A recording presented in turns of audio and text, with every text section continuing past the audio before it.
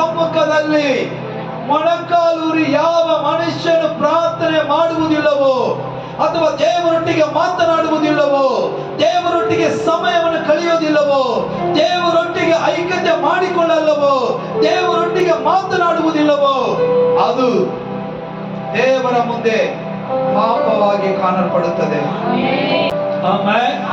Hallelujah.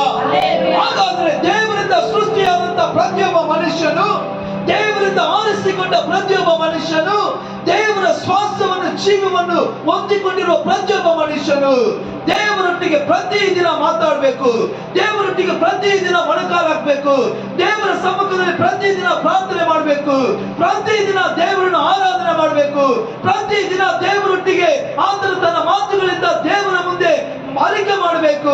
ಪ್ರತಿದಿನ ದೇವರಿಗೂ ಅವನಿಗೂ ಐಕ್ಯವಾಗಿರುವುದೇ ಆದರೆ ಮಾತ್ರ ಅವನು ದೇವರ ಮಗನು.